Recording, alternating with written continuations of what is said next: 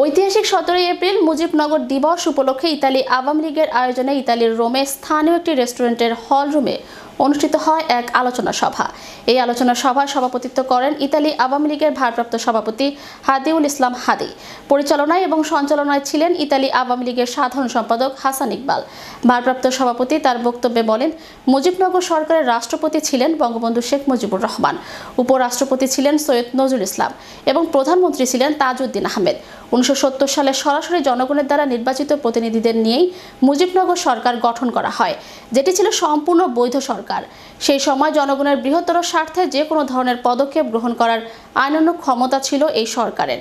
এদিকে ইতালি আওয়ামী লীগের সাধারণ সম্পাদক হাসান ইকবাল তার বক্তব্যে বলেন, 1971 সালে মুক্তিযুদ্ধ পরিচালনার জন্য মুজিবনগর সরকার গঠন ছিল অত্যন্ত গুরুত্বপূর্ণ।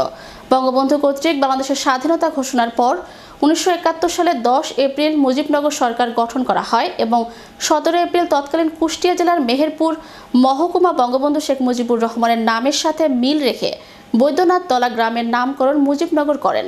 আলোচনা সভায় এ সময় উপস্থিত ছিলেন মুক্তার জামান, মুক্তিযোদ্ধা আবুল কালাম খোকন, তুহিনা আক্তার মৌলি, নয়ন আহমেদ, শামীমা আক্তার, শেখ মামুন, হাবিব মকদব, ফারুক ফরাজি, রফিকুল ইসলাম সহ ইতালি আওয়ামী লীগের অঙ্গ সহযোগীর অন্যান্য নেতৃবৃন্দ।